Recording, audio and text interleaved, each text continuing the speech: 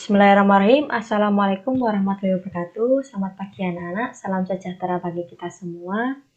Minggu lalu kita sudah mempelajari tentang aktivitas atletik yang berfokus kepada variasi dan kombinasi jalan cepat. Nah, untuk minggu ini kita masih sama dengan aktivitas atletik, namun untuk pembelajarannya lebih berfokus kepada teknik jalan cepat.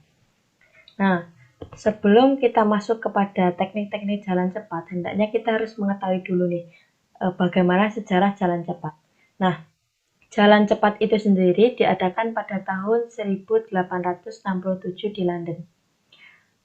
Kemudian pada tahun 1912, jalan cepat 10 km diselenggarakan pada lintasan sebagai salah satu nomor olimpiade.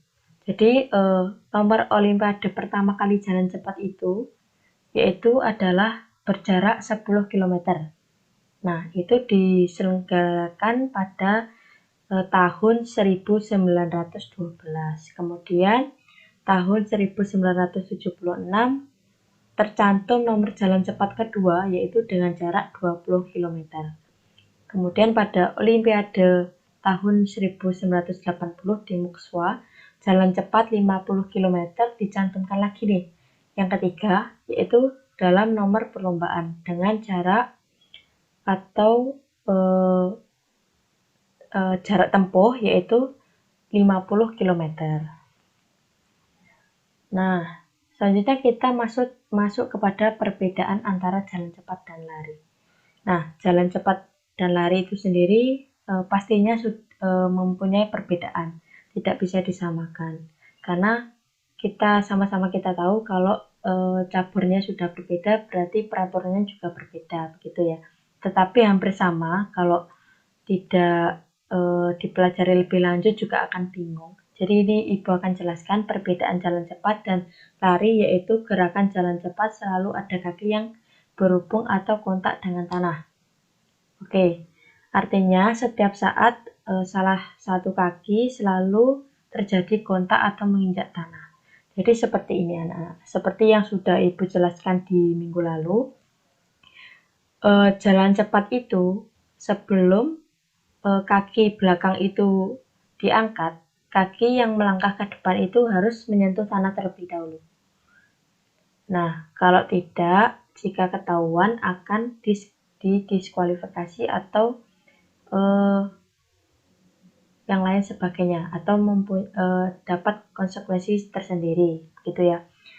Kemudian di lari, gerakan lari ada saat melayang pada waktu melangkah. Jadi kebanyakan lari kan cepat, jadi saat melangkah kaki itu ada saat kita melayang, seperti pada gambar di sini. Nah, ini kan melayang. Nah, seperti itu. Artinya pada saat tertentu kedua kaki lepas atau tidak menyentuh atau menginjak tanah pada saat tertentu, karena terjadi secara cepat.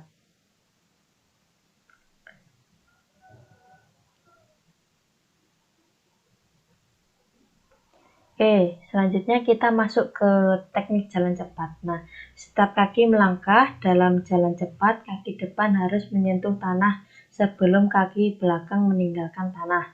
Jadi sesuai yang sudah Ibu jelaskan tadi ya di depan, bahwa peraturan utama dari jalan cepat adalah sudah saya ulang-ulang beberapa kali supaya kalian lebih paham. Kalau misalkan kaki belakang itu tidak boleh diangkat terlebih dahulu sebelum kaki depan yang melangkah itu menyentuh tanah. Dan olahraga jalan cepat meskipun dilakukan dengan cepat tapi bukan berarti berlari. Seperti itu ya. Oke, selanjutnya kita masuk ke start pada jalan cepat. Nah, perlombaan jalan cepat dilakukan dengan start berdiri. Pada aba-aba bersedia, pejalan menempatkan kaki kiri di belakang garis start. Jadi apabila lebih dominan menggunakan kaki kanan, yaitu yang berada di belakang garis start pas itu, yaitu kaki kiri. Mengapa demikian? Karena nanti saat melangkah kan menggunakan kaki kanan yang lebih dominan. Jadi yang berada di belakang garis start itu saat berdiri adalah kaki kiri. Namun berbeda dengan siswa atau atlet yang kidal. Apabila kidal berarti yang berada di belakang garis start itu yang pertama adalah kaki kanan. Karena untuk melangkahkan pertama kali kan menggunakan kaki kiri karena dia kidal. Jadi lebih dominan menggunakan kaki kiri. Seperti itu. Kaki kanan di belakang kaki kiri. Badan agak condong ke depan. Nah, untuk badan itu agak condong ke depan supaya pada saat melangkah itu lebih ringan. Jadi untuk membantu gerakan melangkah ya. Tangan bergantung kendor. Jadi pada posisi start itu tangan harus rileks seperti itu. Kemudian pada bunyi pistol atau apa-apa ya, segera langkahkan kaki kanan ke muka dan terus berjalan. Nah, sesuai yang sudah Ibu jelaskan tadi, kenapa kok kaki kiri yang di belakang garis start? Karena yang melangkahkan kaki kanan. Jadi kaki kiri yang berada di garis start. Oke, selanjutnya gerakan kaki, ayunan lengan, sikap badan, dan pandangan mata. Nah, untuk yang pertama adalah pada fase tumpuan dua kaki. Fase gerakan tumpuan dua kaki ini terjadi sangat singkat. Pada saat kedua kaki menyentuh tanah, pada saat itu pula berakhir dorongan yang diikuti oleh gerakan tarikan. Nah, tarikan ini lebih lama dan menyebabkan gerakan berlawanan atau bahu dan pinggul. Lakukan gerakan fase tumpuan dua kaki berulang-ulang. Jadi, tumpuan dua kaki ini terjadi secara singkat. Nah, maksudnya adalah seperti ini. Nah, pada saat kaki belakang ini dilangkahkan ke depan, maka terjadi secara singkat. Kemudian saat kaki mendarat, kaki depan mendarat, itu terjadi tumpuan dua kaki saat itu ya. Oke, yang kedua adalah fase tarikan kaki. Nah, fase tarikan kaki adalah fase gerakan tarikan dimulai setelah gerakan terdahulu selesai. Nah, jadi gerakan terdahulu selesai ini maksudnya adalah saat melangkahkan kaki tersebut. Nah, oke, gerakan ini dilakukan oleh kaki depan akibat kerja tumit dan koordinasi seluruh bagian badan. Gerakan ini selesai apabila badan berada di atas kaki penumpang. Lakukan gerakan fase tarikan kaki berulang-ulang. Nah, gerakan ini selesai apabila badan berada di atas kaki penumpang. Maksudnya adalah pada saat ini. Nah, ini melangkah, ini kan berarti terjadi tarikan. Kemudian pada saat kaki ini bertumpu dengan satu kaki, nah ini maka gerakan ini selesai. Seperti itu ya. Oke, selanjutnya relaksasi. Tahap ini berada antara selesainya fase tarikan dan awalan dari fase dorongan kaki, pinggang atau pada bidang yang sama dengan bahu. Lengan vertikal dan paralel di samping badan. Lakukan gerakan fase relaksasi berulang-ulang. Jadi sesuai dengan gambar sebelumnya, fase relaksasi ini adalah fase di mana setelah terjadinya tumpuan kaki dan tarikan kaki. Nah, setelah ingin melangkah, ini fase ingin melangkah ini fase relaksasi. Nah, terselesainya adalah saat kedua kaki menumpu. Oke. Selanjutnya adalah fase dorongan kaki. Fase ini dilakukan apabila fase terdahulu selesai dan bila titik pusat gravitasi badan mengambil alih kaki tumpu. Kaki yang baru saja menyelesaikan tarikan mulai mengambil alih gerakan dorongan. Kaki yang lain bergerak maju dan diluruskan. Jangkauan gerak yang lebar di antara pinggang berada pada sisi yang sama. maju searah, memungkinkan suatu fleksibilitas yang besar dan memberi kaki dorong waktu yang lebih lama bekerja dengan meluruskan pergelangan kaki. Nah, lengan melakukan fungsi pengeimbangan secara diametris atau wajar berlawanan dengan kaki. Nah, lengan ini pada saat melakukan gerakan harus dilakukan perpaduan lengan yang mengayun. Nah, lengan ini saat mengayun harus berlawanan dengan kaki yang melangkah. Nah, fungsinya apa Bu? Mengapa lengannya kok harus mengayun? Karena untuk membantu dorongan atau membantu fleksibilitas badan saat melakukan gerakan jalan cepat. Karena kalau tangan hanya diam saja kan akan sulit melakukan, akan gimana ya, gitu loh. Oke, selanjutnya lengan melakukan fungsi penyeimbangan tadi sudah, lakukan gerakan fase dorongan kaki berulang-ulang. Oke, maksudnya di sini adalah, nah, dorongan ini terjadi pada saat kaki itu melangkah ke depan. Nah, melangkah ke depan, kemudian bertumpu, kemudian mengangkat kaki. Nah, ini terjadi dorongan di sini dan dibantu dengan ayunan tangan. Lah, untuk tangannya itu seperti ini ya. Nanti gerakannya berlawanan dengan langkah kaki. Apabila kaki yang kiri yang sedang melangkah, berarti kaki kanan yang di depan. Begitu juga sebaliknya. Oke, selanjutnya kita masuk kepada gerak memasuki garis finish. Nah, garis finish merupakan garis akhir dari perlombaan jalan cepat. Untuk teknisnya tidak ada teknik tersendiri untuk finish di jalan cepat. Kemudian pembelajaran jalan cepat memasuki garis finish menempuh jarak 200 meter dilakukan dengan kecepatan maksimal. Nah, jadi pada saat ingin melakukan atau sampai garis finish itu harus dilakukan dengan kecepatan maksimal dengan pengarahan tenaga 85 sampai dengan 90%. Karena apa? Karena pada saat fase finish itu fase di mana lawan dan kita itu gigih ingin menyalip gitu loh. Karena kan di fase akhir, jadi harus dengan kekuatan yang penuh. Nah, dilakukan dengan pengulangan 10 sampai dengan 15 kali dengan istirahat atau pemulihan tenaga 2 sampai 3 menit. Ini untuk pembelajarannya. Oke, selanjutnya kita masuk kepada hal-hal yang perlu dihindari dan diutamakan dalam jalan cepat. Nah, yang pertama adalah hal-hal yang perlu dihindari dalam jalan cepat adalah kehilangan hubungan atau kontak dengan tanah atau terlepas dari permukaan tanah dan pada saat melayang. Jadi seperti yang sudah Ibu jelaskan di depan tadi, saat melakukan jalan cepat itu tidak boleh ada kaki atau ada saat yang kaki itu melayang ya, seperti lari ya. Jadi kaki itu harus ada yang tetap terkontak dengan tanah.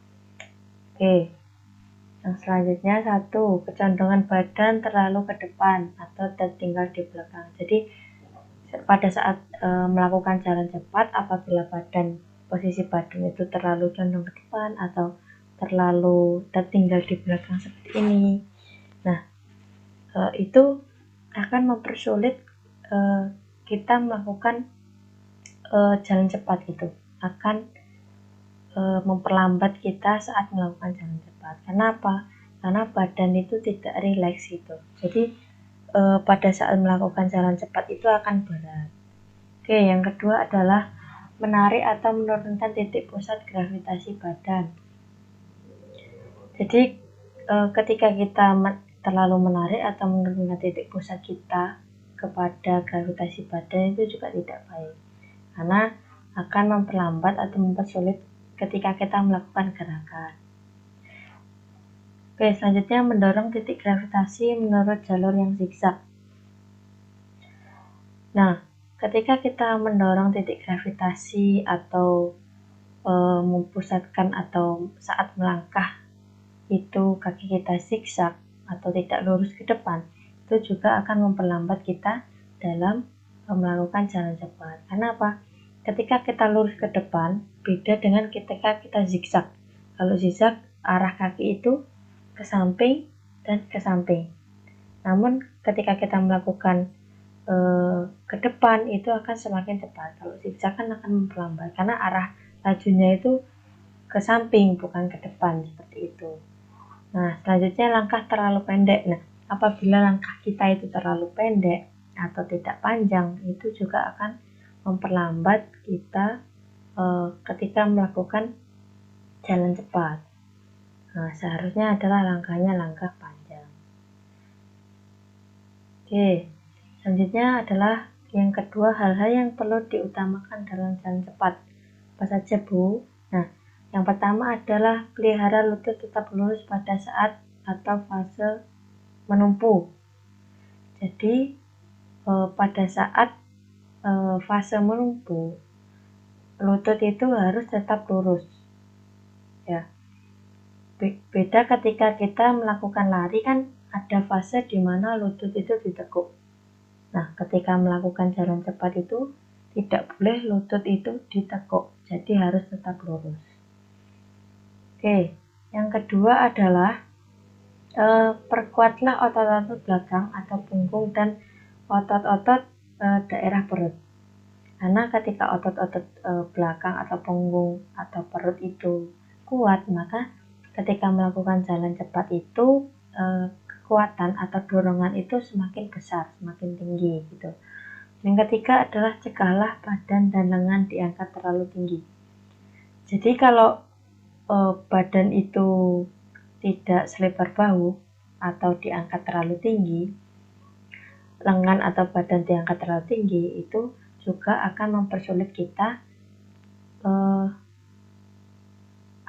ketika melakukan gerakan jalan cepat, karena akan tidak fleksibel gitu, akan sulit melakukan, karena kalau bahasa Jawanya itu ewoh gitu ya.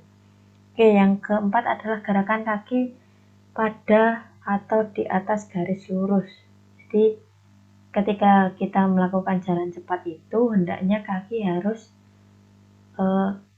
berjalan di atas garis lurus. Jadi kita harus menarik garis lurus sesuai dengan bayangan kita agar ketika kita melangkah itu semakin cepat.